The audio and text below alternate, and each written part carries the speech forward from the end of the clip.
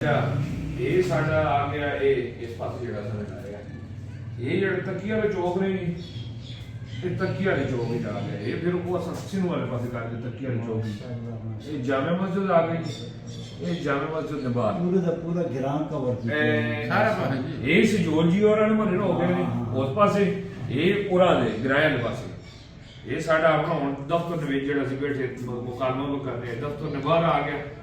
ਇਹ ਆ ਗਏ ਨੇ ਚਲ ਸਕੂਲੇ ਕੋਲ ਜੀ ਕਬਰਿਸਤਾਨ ਦਾ ਕਬਰਿਸਤਾਨ ਦੇ ਨਾਲ ਤਾਂ ਇਹ ਚਾ ਗਏ ਨੇ ਮਾਸ਼ਾਅੱਲਾ ਇਹ ਕੋਈ ਦੀਵਾਰ ਸਾਰੀ ਲਾ ਕੇ ਪਿਛਾ ਕਰਕੇ ਇਹ ਸਾਜੀ ਤੋਂ ਕੋਈ ਰਸਮ ਹੈ ਇਸੇ ਤੋਂ ਸਾਡਾ ਉਹਨੇ ਕੁਝ ਨਾ ਕੇ ਜੋ ਉਹ ਹੀ ਉਹਨਾਂ ਪਾਸੇ ਨਾ ਇਹ ਕਬਰਾਂ ਰਾਹ ਚੜਦਾ ਹੈ ਇਹ ਕਬਰਾਂ ਵਿੱਚ ਰਾਹ ਚੜਦਾ ਇਹ ਅਸੀਂ ਉਤਰਾਈ ਦੇਣੇ ਆ